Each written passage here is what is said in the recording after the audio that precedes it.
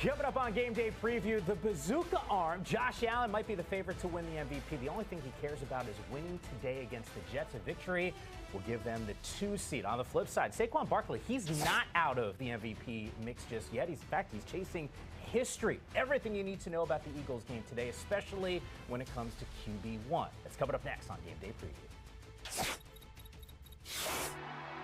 Let's go, fellas. Feel the energy all day. We don't take no prisoners, man.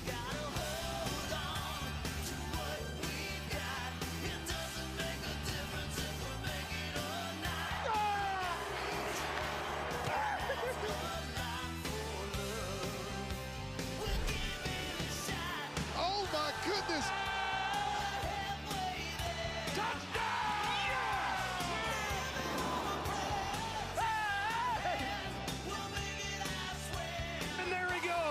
He has one man to beat. No chance.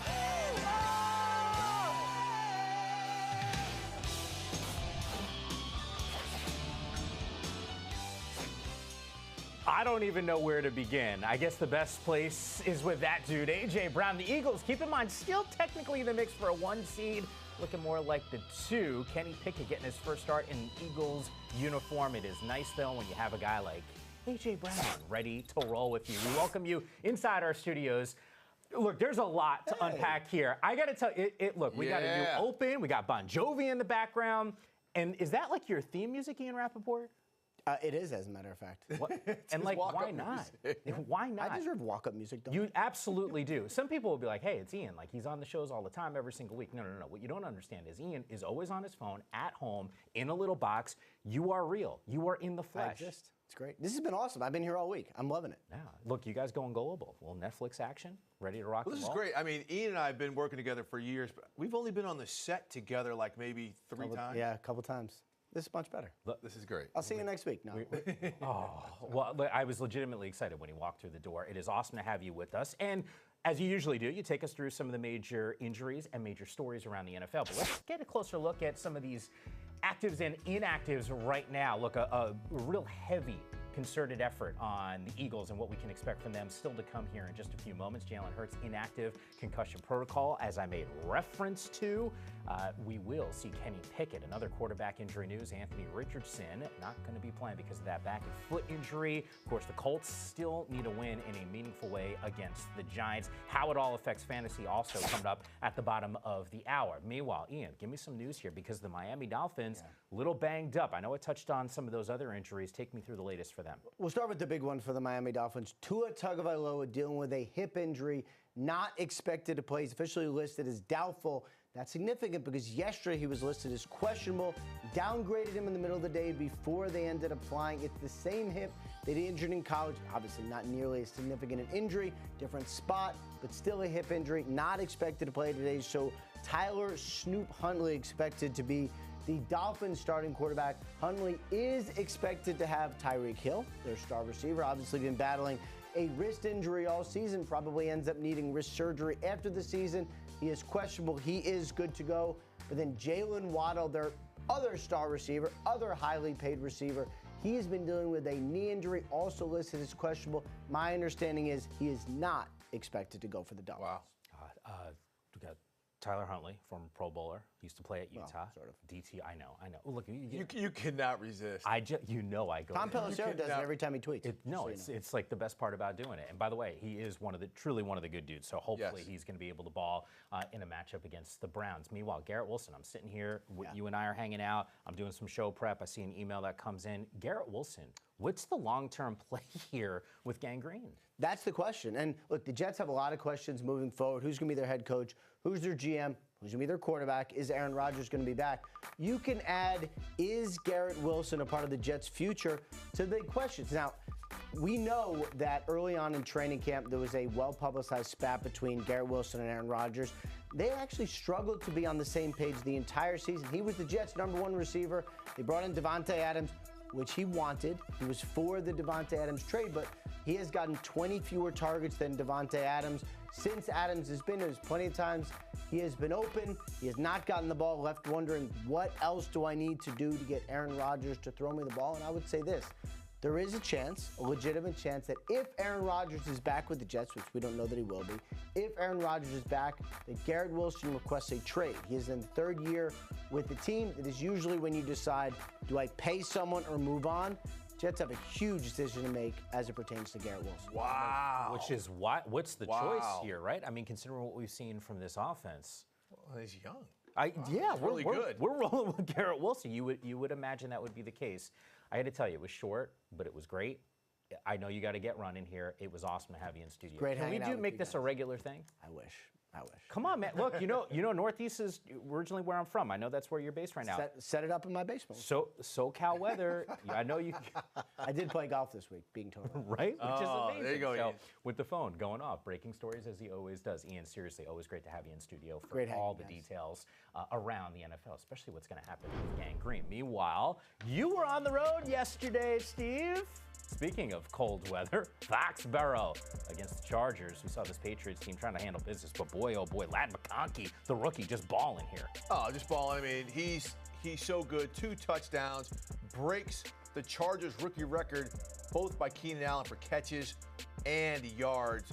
Second-round pick that the Patriots could have had. Yeah. That was a big topic point all week long. 8 catches, 94 yards, 2 touchdowns. More importantly, a sigh of relief for that fan base. Chargers clinch a playoff berth. And yes, Coach Harbaugh's first season. Meanwhile, this one got a little dramatic. Fourth quarter is where we pick up the action. Bo Nix. Oh, man. Look at that. In between, in double coverage, that's a 50-50 ball if there ever was one. Big-time catch after the Bengals leave enough time on the clock for them to go make that play. Yeah, Marvin Mims skying high for that one. 8 catches, 101 yards, and 2 touchdowns. We got a little extra football. This dude, if they had more wins, we might be talking about him as MVP. Joe Burrow? Yeah. We still might be talking about him as MVP because he is beyond significant. And look at this. Was Ian just talking about playing golf? He had tee time? Joe Burrow had several tee times yesterday with T. Higgins. I'm not even joking. I don't know if you can throw a better ball than that. Look at that. I mean, you've got the sidelines, the defender, coverage behind him, nails it right at the pylon. The Bengals go on and win. We're going to talk about it later. But if they make it in, Mike, does anybody want to face them? Probably not. And I'm not saying it can't happen. I'm just saying it might look a little tough. This is the scenario for Cincinnati to be a postseason squad. You were telling me before we got out here, this is not crazy. Does that look that tough? Does that look that tough with Dolphins? Snoop Huntley, Tua is not going to be playing today. Anthony Richardson is not going to be playing today for the Colts. It's that Week 18 game against the Chiefs. We all think that the Chiefs are going to be resting players, but they have the bye. I've covered Andy Reid in this league for a long time. He may let the starters play at least a quarter just so they don't get too rusty. Steve, it is a story that we will continue to track. We want it to happen. All right, I'm watching this thing on a plane yesterday. Talk about getting fired up. Late in the matchup, there is some drama. Before we get there, Kyron Williams has been a big part of this team's offense. Rams got on the board early, 7-0. Take it to the fourth quarter. How about this? Woo! Kella Witherspoon. Kella Witherspoon, look at the grab. Catches it, controls it. Yes, it hits the ground, but he's got it under control, rolls over, finishes it. I thought the Cardinals were rolling because they went up tempo. I thought they were going to knock off the Rams. Now the Rams very much in control of winning the NFC West. You know, I was watching the post-game show, and Steve Smith, right after that game, sort of said, hey, you know, if you're going to consider yourself one of the dangerous teams when the postseason comes around, he's speaking about the Rams, he said, you got to kind of dominate a game like this. You look at it that way? I don't, because it's a division game. I have seen Kyler Murray run roughshod over the Rams multiple times. He always gives them problems. Plus, we know the Arizona Cardinals, I mean, they're not a bad ball club. To dominate them, I don't like what the Rams are doing offensively. It seems very Kyron Williams, Puka Nacua-centric. They are going to have to find some other targets and figure things out if they want to make a dent. But that Rams defensive front, with those 4 second-year rookie players up front, they raised hell all game. Now, Kella Witherspoon had to bail them out at the end. But to dominate them, that's tough. Again, a divisional game this time of year against a pretty good opponent. I'm not going to sit there and say they should have done to Arizona what the Chargers did to New England. We've got to hang out all season long. I know you're high on the Chargers. You got to see them in person in New England. Biggest takeaway about that win? Dominant win? Well, it was a dominant win. That's what they had to do. They played a bad team, and they went out there and they absolutely crushed them. Justin Herbert was fantastic. We talked about Ladd McConkey earlier. Getting J.K. Dobbins back. He was on a pitch count after missing the past 4 weeks on IR. Plus, the defense holds the Patriots to under 200 yards. That was great. But the Patriots, I mean, come on. That was an embarrassing performance by them. And I think the guys were trying hard. I was on their sideline a lot. The effort was there. They just were not put in position a lot of times to make plays, and their tank is empty. But, you got to give that quarterback, the rookie, he's the real deal. Yeah. All right, once again, looking forward to seeing how this thing all plays out from a Chargers perspective. Year one, it's been successful for Harbaugh no matter what happens when the postseason rolls around. We had some Saturday football. On to Sunday we go. Going to be a classic NFC North battle between two really good teams. Glad we get them at home. Y'all know what type of game it's going to be, bro. Playoff type game. Everybody turn up. The blue at it, go, go. Throws to the end zone. Touchdown! Oh, what a play! Yeah, let's go! Pressure, hit and sack. Smacked. Hey, we got to put on a show right here. He's showtime! I like that one, boy. He's to the outside, breaks and tackles. Leaning on each other, it's going to get hard. They're not bad enough. Keep talking. We definitely know these guys. We'll be motivated to go play them. This, the game of the day. Packers and Vikings, as you take a closer look at the NFC playoff picture. Fourth divisional game, last 25 seasons to have both teams entering with at least 11 wins. Keep in mind, Minnesota still in play for the division. Here's Tom Pelissero.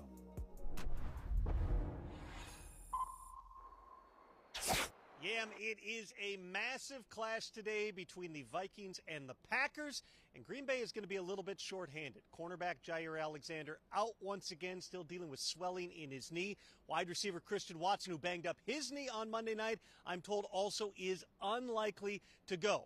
A lot on the line for both these teams. Vikings still have a path to clinch the number 1 seed. The Packers, with 2 wins and 2 Vikings losses, actually can leapfrog them for the number 5 seed. Vikings wide receiver Jordan Addison told me it would be huge to get that number 1 seed, but we're treating it like it's playoffs already, Addison said. We're trying to go 1-0 this week. Yeah? All right, Tom, look, I think a lot of fans fired up in Minnesota for the play of Sam Darnold. Now, this opportunity for another signature win, and I think they can flex and say, hey, we truly are the team to beat in the NFC. How impressed have you been with Sam Darnold as this season has completely unfolded? Well, I mean, he's been incredible. I mean, look, you know what? I think we're finally not waiting for the trap door to fall. I think the majority of us are convinced that Sam Darnold is real. Legit. And we've been saying this the past couple of weeks, Mike. At the beginning of the season, he was the game manager. Just take care of the ball. Don't turn it over. Let's let our defense win ball games for us. He keeps on throwing the ball now 35, 38 times a game. Remember the first time these guys played, Jordan Love was coming back from knee injury. Sam Darnold carved him up. They got up to that 28-0 lead, and then all of a sudden Green Bay comes back late. But Darnold, he is really a guy. He's going to make himself some money. I think the Vikings are probably going to be the leaders in the house to sign him in the offseason since he's there on a 1-year deal. But other teams are going to make it interesting. And today, in this rivalry that has gone back since I lived in Minnesota back, well, I won't say when, but back when John Brockington was playing against Oscar Reed. Remember those names, Mike? I don't. A long time ago. This is a dandy to have these type of high stakes between these two teams right now. Can't wait for this one. Look, Tom P. just made reference to it. The secondary right now dinged up from a Green Bay perspective with Jair Alexander not giving it a go today. Puts a little more pressure on this team's offense, which I think a lot of people feel like is still the identity of the Green Bay Packers. What Josh Jacobs is doing. You and I did the Monday Night Postgame show. Thrilled at the success that he's having. He's been a real game changer for this offense. I mean, he's changed everything because the physicality he plays with, I can't get over this. This is Ty Matthews. This is a guy who's going into the Hall of Fame that he just got stiff-armed to the ground. But the physicality he gives this offense now allows Matt LaFleur, one of the best play designers and play callers, to do a million different things to this offense. If they got to play bully ball, they can play this. This is not a finesse football team on either side of the ball. I remember their defense had the first shutout of the season against the Saints. Say what you will about it. The shutout in an NFL team is not easy. But Jacobs, you're seeing him catching the ball. He's just bouncing off of these. They're the Seahawks. They got dudes, right? And so, again, the way he's playing and the way he's peaking right now, this is going to be a dangerous out. But again, the Vikings with these run blitzes that they have, they're going to get him behind the line of scrimmage a few times and not let him get some leaky plays like this. And the efficiency Jordan Love is playing with right now, spectacular. Has thrown an interception over the last 5 games, and it's a story that we'll continue to monitor. Not done talking about this game just yet. In fact, a little bit later here, we'll get Cynthia Freeland on set, get her game prediction, and dive a little bit deeper on this divisional matchup. Not the only one that's significant in terms of divisional play in the standings. Eagles can clinch the NFC East title with a win or a Commanders loss against Atlanta. Jalen Hurts, obviously banged up, which is why we're showing you Kenny Pickett. Mike Garafolo has more. Mike here in Philadelphia. Kenny Pickett grew up in New Jersey, rooting for the Eagles, gets a chance to get his first start for the team today in the Kelly Green jerseys against the Cowboys with the chance to win the division. What more can you possibly ask for Pickett? Well, Pickett's done a nice job this year when you talk to Eagles coaches and players of every week preparing as if he is going to be the starter and also helping the offense and the defense when he runs the scout team, that is, to get them ready each and every week. And you talk to coaches who say sometimes a number 2 quarterback who used to be a starter, he'll take a step back and just rest on his laurels. Pickett has been the opposite. When I asked Pickett about that the other day, I said, why are you a better quarterback than when you were with the Steelers? He said, I've gotten the chance to work in Kellen Moore's system with Doug Nussmeier, the quarterback's coach, Jeff Stoutland, the offensive line coach. I've got a chance to learn more about different systems I've never been a part of. Well, that'll be on display today. He gets to throw to guys like A.J. Brown that he hadn't thrown to in practice all year round, got a full week of reps. Eagles believe he's going to have a great game today, Mike. Mikey Rock, am I the only one noticing like Garofalo's dressed like it's October, not December? Well, I think he's going to biology class. Right. I kind of miss bio classes. I'm just throwing that out there. Philadelphia Eagles once again clinch the NFC East with a win or a Commanders loss. What's the fallout of Jalen Hurts not playing? Well, look, you're seeing Kenny Pickett. He's going to start. And I thought he played fairly well in relief of Hurts last week. And plus, he's playing in the Randall Cunningham green unis. That's awesome. I mean, how sweet are those? How great do those look? But to me, this is on the defense, right? We were talking, oh, man, this Eagles defense has changed. They're playing great. Well, they didn't play great last week against, Jaden Daniels in Washington. Now, Jaden Daniels did some special things, but they were getting gashed at times for these explosive plays. Look at that. They've got to play much better today because even though Dallas is not going to have CeeDee Lamb, they've got some opportunities to make some big plays with the way Cooper Rush is playing in the pass game. I want to see this defense stand up the way that they did not stand up last week when they needed them on that side of the ball to really play well. And it's a big reason why we've loved up the Eagles this season. We can point to Saquon Barkley and Jalen Hurts in the offense, but the reality is last year to this year, this Eagles defense has risen to the occasion. I think it's an astute observation of what you watched against the Commanders. And look, you just told me a little while ago, divisional games are hard, right? Yes, they are. Saw it with Arizona and Los Angeles last night.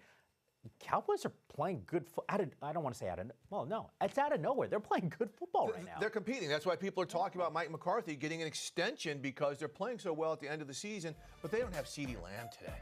And my gosh, that guy has been their offense. Rico Dowdle's been a bright spot, but this is where you're seeing Cooper Rush right now, but this is where somehow the Cowboys defensively, they've got to rise up because they've been so much better since Micah Parsons has been back. They got to give Kenny Pickett problems. But again, I think Cooper Rush and maybe some of the things they can do in the quick passing game. Sure. They're going to have to do something to get people to get the Eagles off of Dowdle and that run game. We don't know how it's going to work. But again, the way that they're competing, that goes for a lot in terms of forcing takeaways, things like that.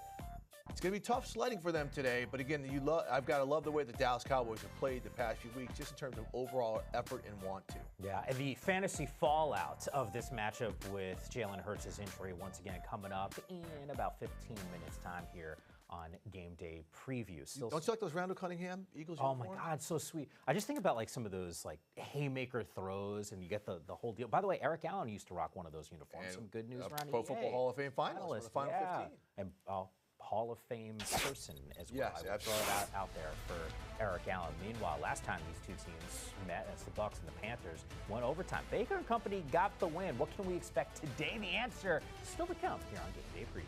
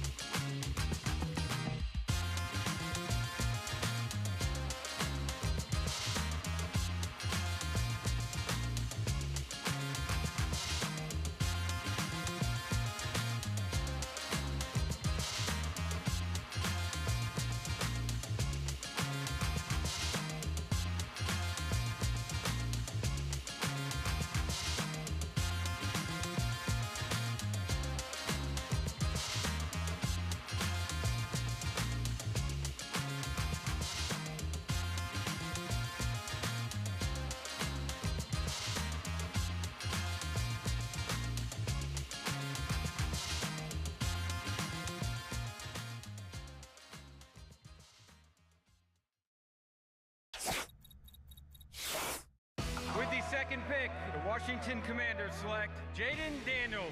The Atlanta Falcons select Michael Penix Jr. Perfect throw from Daniels to McLaurin.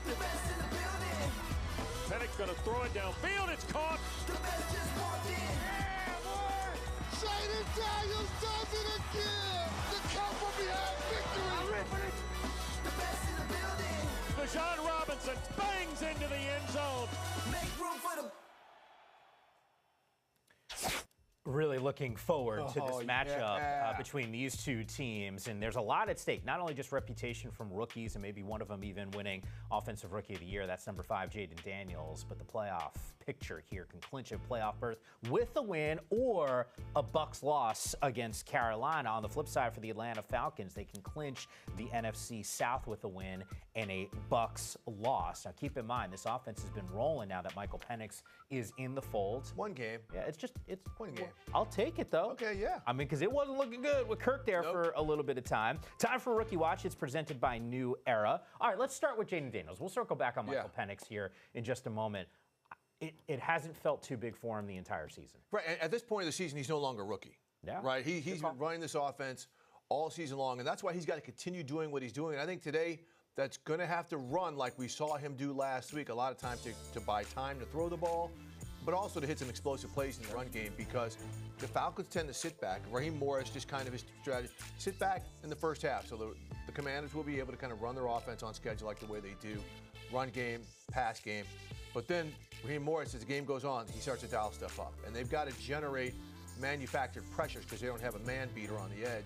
That's where he's got to run and make plays. So I think Jaden Daniels against a defense that's improved every week is going to have to do stuff. I also expect the Falcons with cornerback A.J. Terrell on Scary Terry. So that's going to be one heck of a matchup as well. I can respect your wanting to hesitate a little bit, cautiously optimistic about Michael Penix. Just for context, because you're right, it is just the one game. For context, weeks 10 through 15, this is a squad that was averaging just under 15 points per game. Not playing well. No, and then they throw Michael Penix in and they drop 34. That's a good thing. I mean, that's a great thing. A large part of it is Bijan Robinson. I mean, we're not talking enough about him being such a dynamic player and working with this offense. But here, you've seen the bootlegs, pocket, ripping it. Michael Penix. This is something Kirk Cousins couldn't do. You saw how he's stretching outside. Now he's climbing the pocket. Remember, we kept on talking about Cousins, shotgun, take one step and throw it just because he didn't have the mobility because of that Achilles. This is what's added to the system. Now, he's going to be playing. One thing that Washington's going to do is they've got two great inside linebackers. Sure. Bobby Wagner is still playing at a Hall of Fame level. And Frankie Louvu, speaking with somebody with the Commanders, they're using him a lot like they use Micah Parsons, playing inside, looping around on pressures. That's going to be the guy that Penix is going to have to watch to determine some of his throws. But I think Atlanta's going to open up their offense a little bit more this week.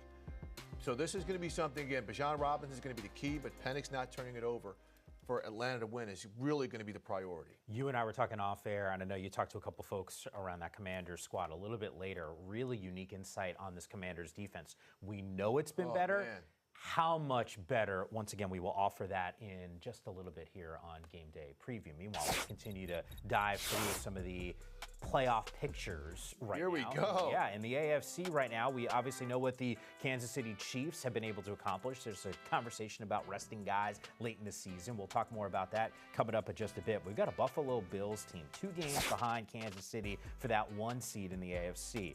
Need to win out. KC needs to lose in order for Buffalo to get that number 1 seed. All that aside. Buffalo, the Chiefs have captured that number 1. Oh, they got the number 1. They've got it. They've captured it. Here's Cam Wolf. Yammer, we've got a rainy one here in Orchard Park, and Bills general manager Brandon Beane told me their mentality today is to go all out and win and get that 2 seed for Buffalo. And look, next week they'll have conversations. Do we sit Josh Allen in the starters with things essentially clinched? But they want their quarterback to go out there and play. And he's played through everything. A broken left hand for most of the year, a banged right hand, but he is good to go and expected to play well today. But for the Bills defense, this is a huge opportunity for them, their last tune-up before the playoffs, seeing Aaron Rodgers, Garrett Wilson, Devontae Adams, and they really want to focus on making stops in the turnover department. They know they have Josh Allen on the other side, but they can't be humbled, Brandon Beane said, as they have been the last few weeks. Back to you, Ian.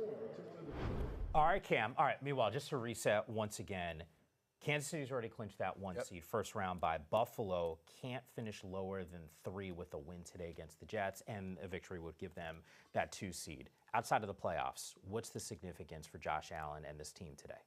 Well, look, they're going to, hang on to that number 2 seed. They're going to absolutely host a playoff game, but I think they just want to keep on rolling. They want to build. They kind of went back and forth last week with the Patriots. They started slow, picked things up at the end. They don't want to do that again because if they're resting players next week, they want to have a really good tune-up type of performance. So Josh Allen on the run, doing things like this is going to be very important against a Jets defense that has been hot and cold. I mean, there's going to be some opportunities there. I think James Cook has really got to get going, but I think this is more of just let's keep on making sure that we look good. We've seen the teams at the higher seeds play well over the early part of this week, starting Wednesday with the Chiefs. Teams like that playing well, they need to join that group so they can feel very good going into Week 18. We actually had a conversation with Ian Rappaport a little bit earlier about Garrett Wilson's uncertainty with his future around this squad. He did say, he's like, hey, he fully embraced Davante Adams getting brought to this team. There's going to be more conversations this offseason about the Jets maybe than any other team in the NFL outside of the Cowboys. Really? Right? Yeah. Just depending on what they end up doing with Mike McCarthy. But take me through this, because Davante dinged up, but it does look like he's playing today. Yeah, I mean, and Davante Adams, he has been getting targeted a lot more. You look at his numbers over the past couple weeks. He's got a hip injury. Last 3 weeks, 4 touchdowns on 25 catches for 375 yards. He's shown he's got plenty left in the tank the way that he's playing. But again, to alienate Garrett Wilson, who has not had great moments with Aaron Rodgers at times, a young talent like that, they've got to work through that in a game like this. Because otherwise, if you've got personal feelings and hurt feelings, looks unprofessional, you got to finish the season strong for the rest of your teammates. And Aaron Rodgers, he's got to come out and play well because the heir to him, so to speak, is on the other side. That's going to be something. Again, this is now about who's professional, who the Jets want to build around. But this situation with Garrett Wilson is very, very intriguing to me because he's so good, he's so young, and he's a type of player you want to build your organization around. Yeah, that's why I'm thinking to myself, man, like, we don't know if Aaron Rodgers, and as Ian said, we don't even know if he's going to be with this squad. To me, it feels like an easy decision. Well, exactly, especially since you're going to be changing people at the top. Yeah, no question. Like, you want him as a centerpiece. Look, a couple years ago, he came on the scene. He was balling as a rookie. This dude also playing some great football. Bucky Irving, are you kidding me? Leading all rookies, rushing yards, scrimmage yards, rushing touchdowns this season. It feels like there's nothing that he can't do coming out of that backfield. Time for Who's Eating Good. It's presented by Applebee's. Panthers and Bucks, the focus. Is it Bucky? It's absolutely Bucky Irving. Okay. I mean, look, first off, the Panthers' run defense is not very good. And what happened last time when they had to go to overtime, they got caught sleeping. So now they're going to come out and they're going to try to finish Carolina off because they know what's at stake here. This is a playoff berth. There's not going to be a wildcard team coming out of the NFC South. They've got to win this division. But Bucky Irving, his run balance is insane. He never seems to go down on first contact. Plus, he's got the breakaway speed. This is a dynamic player that I think the Bucs are going to be building around. Talking about building on young players, he's got every tool. Once he starts to refine some of his pass pro, he's going to be even better. But he is going to be eating good today, Mikey. Yeah, we always talk about it, right? Like, sometimes you got to have some hits in the draft when you already have a veteran team to spend a ton of money this offseason to bring guys back into the fold. One of the issues was, consistently churning out yards in the backfield, and Bucky Irving has been a big part of that. I know we highlighted the Jets a little while ago, and I'm not going to throw his name out there, Aaron Rodgers. How about this dude?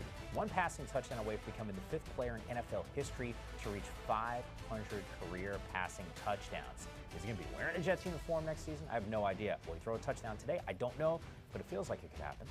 Freeman McNeil unis. Oh, yes. How about that? Throwing it back today, Mikey. Yeah, there's some good throwback historical references.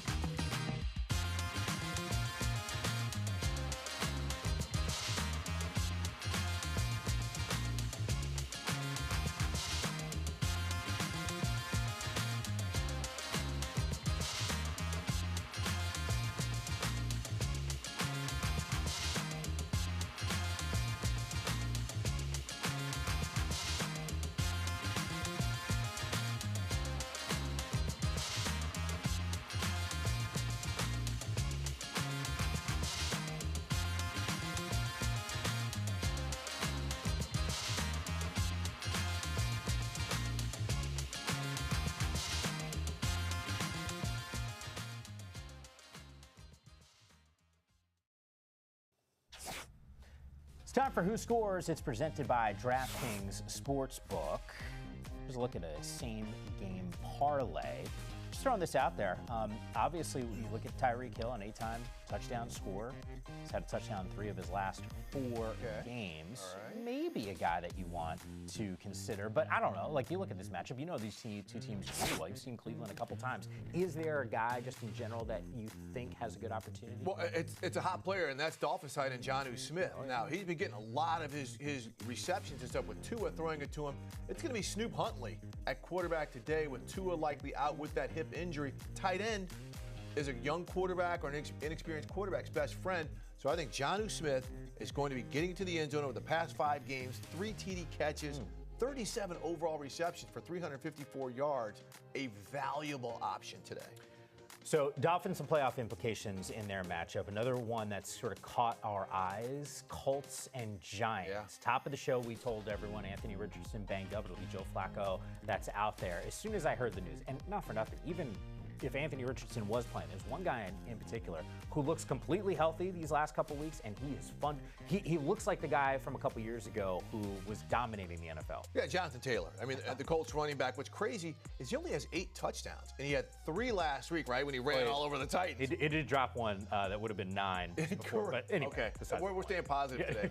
We're having that. He beat himself up. But he tore apart the Titans last week. But as you mentioned, Anthony Richardson has been kind of their red zone option when it comes to running the ball and scoring touchdowns. Him not being in there, Jonathan Taylor is going to be the guy in this situation to get the ball in. So I think he's going to be someone to look out for. I was watching part of that game the other week. He had a cut against Tennessee's defense, and it looked like an Allen Iverson crossover, break your ankles, absolutely spectacular. He looks like he is in rare form in the home stretch of the season. Meanwhile, DraftKings Sportsbook, the #1 place to bet touchdowns this season and this week. New customers can bet $5 and pocket $150 in bonus bets if your first bet wins. Download the app and use promo code GAME when you sign up. DraftKings Sportsbook, the crown is yours. Sides 2 unsportsmanlike conduct penalties.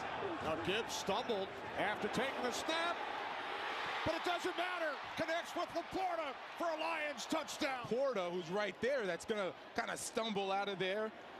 And I wonder if that was a trick play, because now it looks intentional. You have Jahmyr Gibbs fake falling.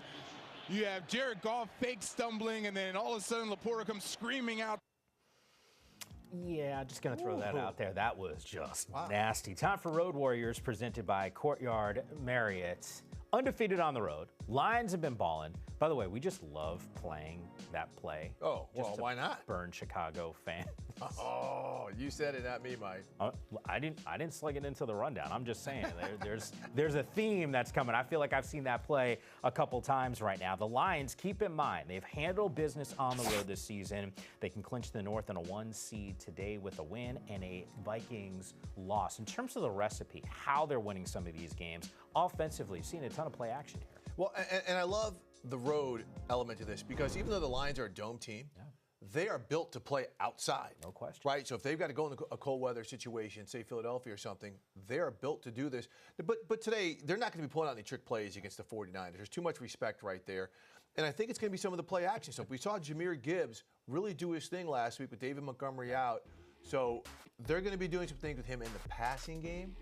But against this Niners defense, which is aggressive up front, has very aggressive linebackers like Fred Warner getting after players, I think you're going to see some play action, some potential shot plays.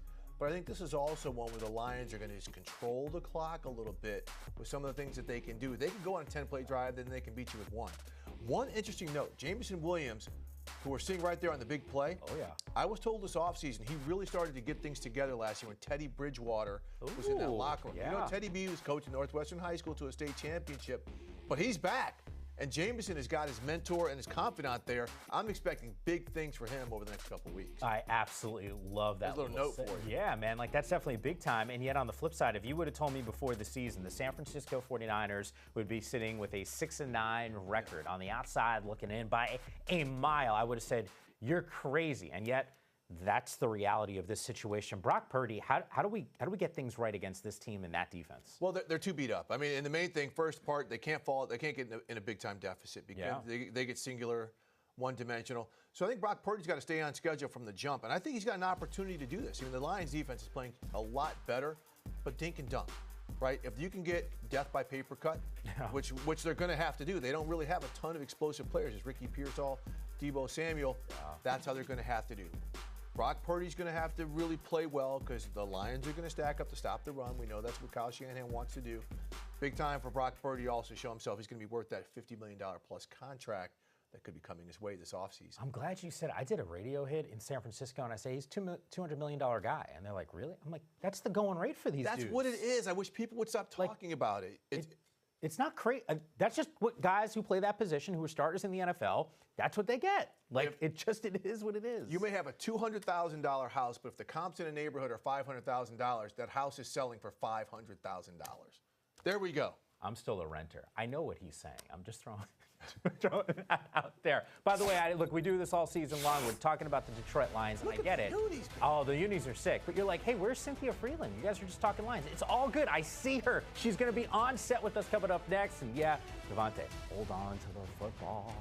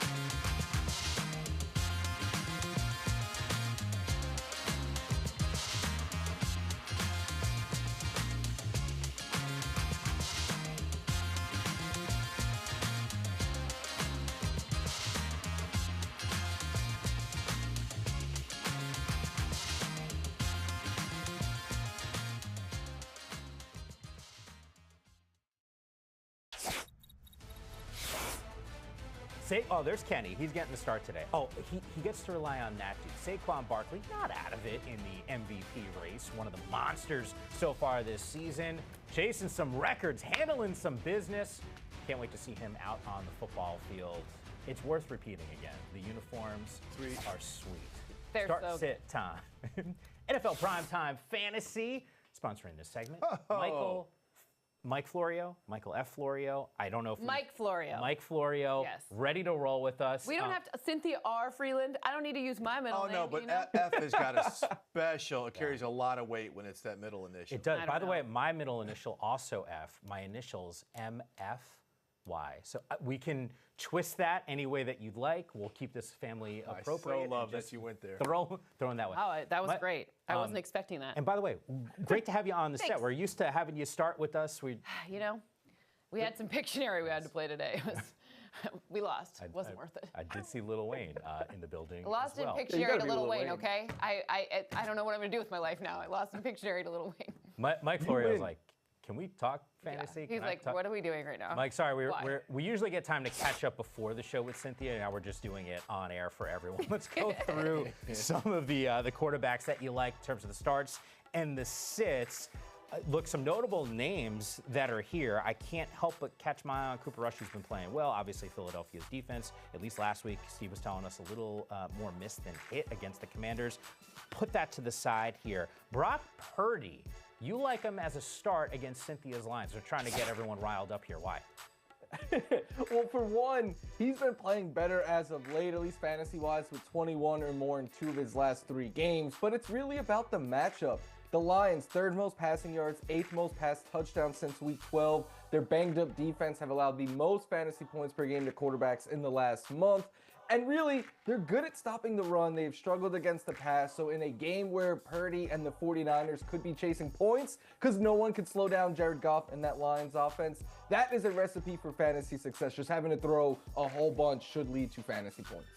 Jordan Love is a name that, Cynthia, we were talking earlier this week. You like him in this game. I do like him in this game. Number one, once you've seen, so the past 5 weeks, what has been the trend? Well, Josh Jacobs has been awesome. He's also been helping blocking. And Jordan Love has not thrown any picks. That's a huge deal. Remember in this week 4 matchup, which feels like it's like 600 years ago, Jordan Love threw 3 interceptions in that matchup. He also threw for a lot more yards as well. It was just a 2-point loss they had that week to the Vikings. I think this time around, they really focus on keeping him very, very like ahead of the chains. Everything's good. Use Josh Jacobs, use Jordan Love kind of together. Am I going to tell you which receiver I like? No, because we never know. It's roulette with who catches the balls. We just know that Jordan and Josh, those are the 2 that you want to start in fantasy. All right, well, you talk about some of these running backs here. I want to take a closer look at Mike starting sits at that spot. Tyrone Tracy, Giants looking for some sort of offensive production. And Mike, I think that's why you like him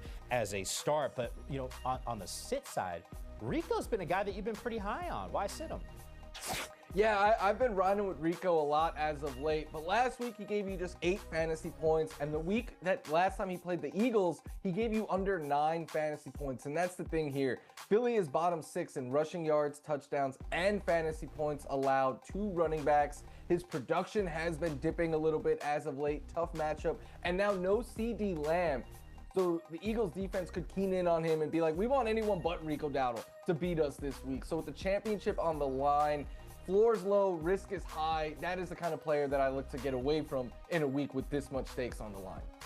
Earlier in the show, Cynthia, Steve was loving up Bucky Irving. You're going to double down. Oh, absolutely. I mean, look, just from like the stats standpoint, guess which team is the most generous to opposing wide receivers? Hey, it's the Panthers. So the matchup is great. The opportunity is great. You know that they need to win this game to have any hope of a postseason berth.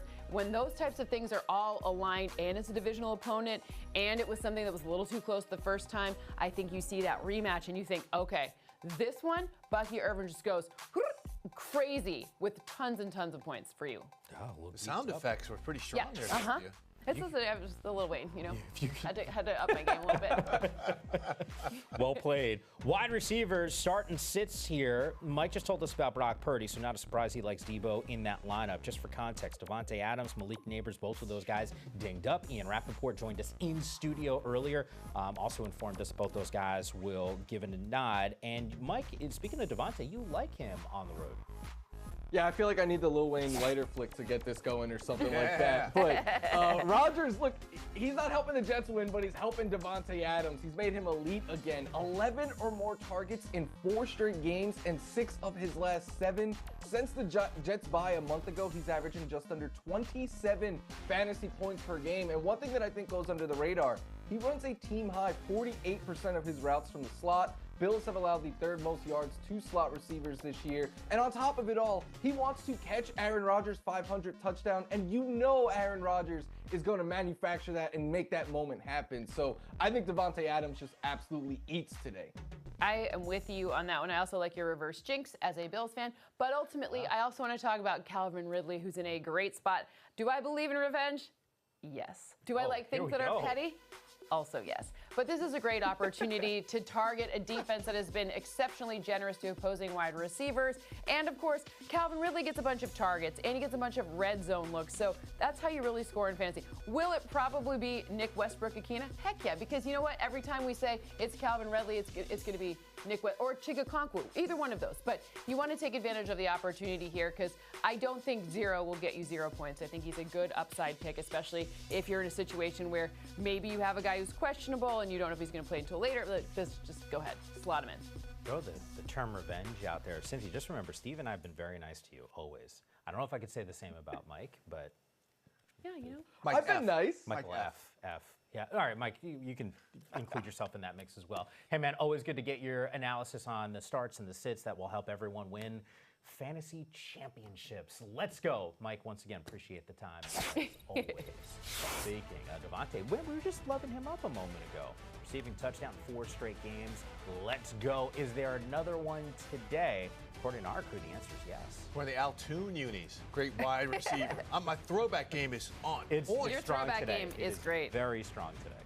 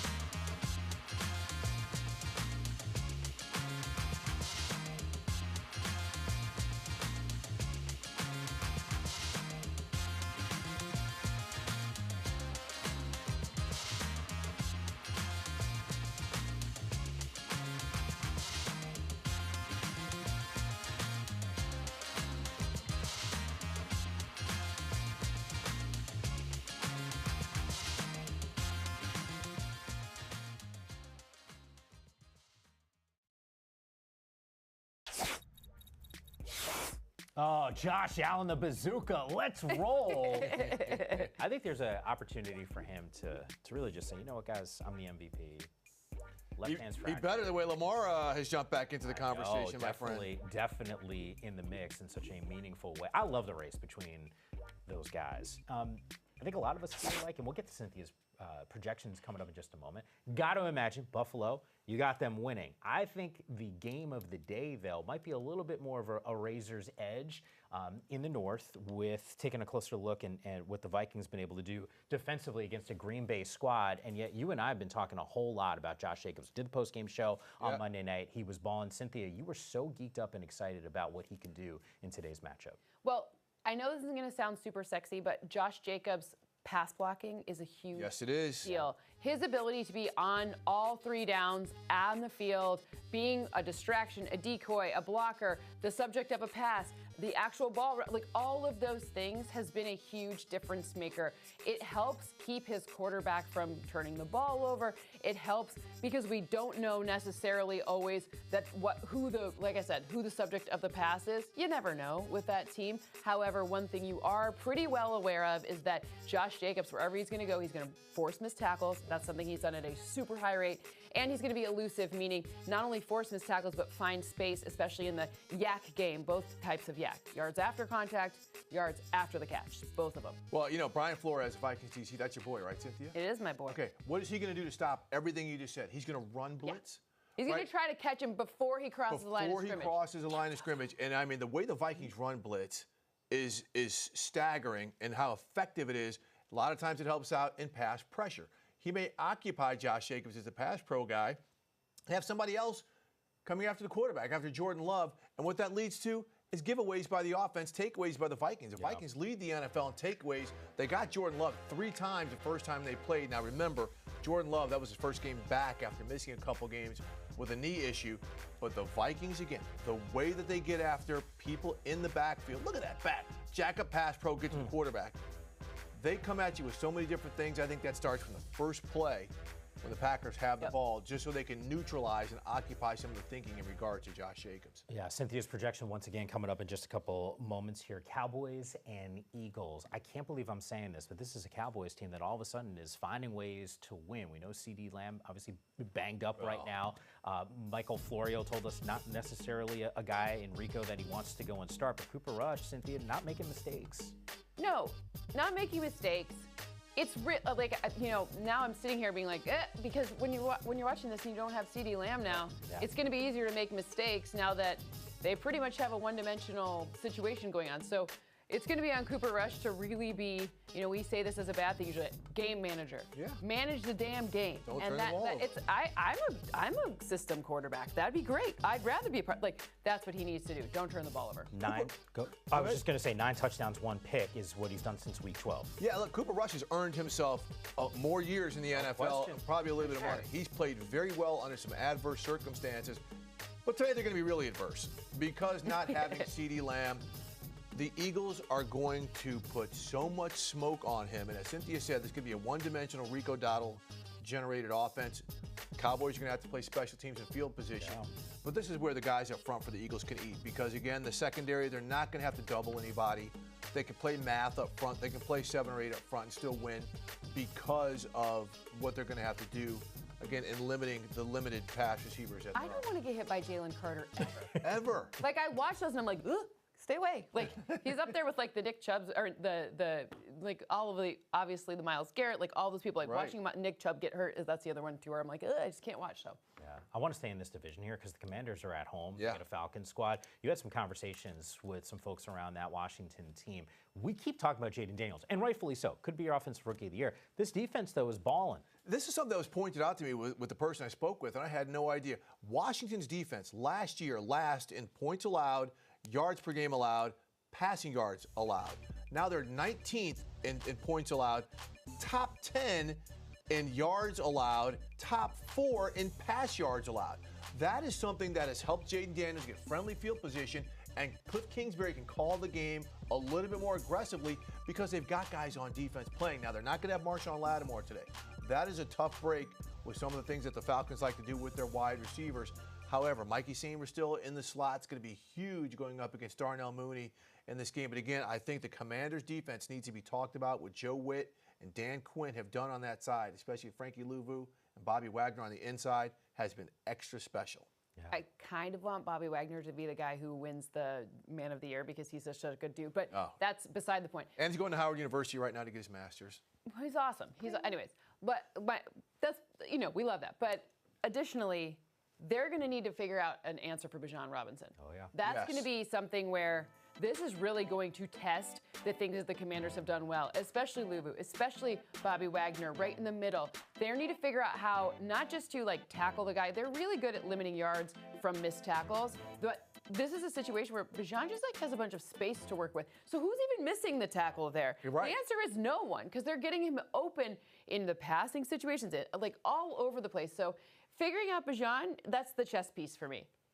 that's where they got to figure it out. And I've said he needs to be in the conversation for the Offensive Player of the Year because he's doing so many things. We are not talking about how well he's played enough. No, I think what's sort of fascinating here, too, especially when we're talking about some of these running backs, you guys both highlighting pass protection and what these guys are capable of doing in that backfield. Meanwhile, just one other note here. Falcons can clinch the South with a win and a Tampa Bay loss, which leads me to the projections right now. Cynthia doesn't see a Tampa Bay loss. In fact, she's got it as a win. It went overtime the last 2 times these teams played. Anything else that the math got to raise your eyebrow and you said, oh, really? Well, my math is backing the pack, so we've got the Packers winning over the Vikings at home. That's probably an interesting upset. Best game of the day, in my opinion. I'm with you on that one. Time for Sunday's statement. What do you got for me? Brock Bowers. Oh, ball. There we go. Talk about people who are not talked about enough. He should at least be in the conversation for Offensive Rookie of the Year. I think he has a massive game. If there's one thing I know about Antonio Pierce, and I've known him for a long time, the man will get the ball into his best playmakers' hands. That's what they've done all season long. I think this is touchdown situation against the Saints. Saints defense hasn't really loved to tackle and stop people after tackle, so that's a great opportunity for this. Come on, at least should be the Oroy. And it dovetails. It dovetails into this. Gonna double down on these guys? The Raiders win, and they hurt their draft position even more. They won last week, dropped from 2 to 6. Now they're going to win this week and drop from 6 into double digits by getting their 4th win. Did you hear what AP said when he was asked about the draft deal? He doesn't care. He goes, yo, go ask Telesco about that. I was like, hey, all good. I'm a Giants fan. Let's make sure that we get the #1 spot. All right, you guys went with the Raiders. I'm going to flip the page here. Jordan Addison is going to be my guy. Last time these two teams met, 3 catches, 72 yards. He had a touchdown. I think he goes for 100 and a touchdown. Jair Alexander not going to be out there. That's also going to be a little bit of an issue for Green Bay's defense. Meanwhile, we got a huge week of football, playoff implications all over the place.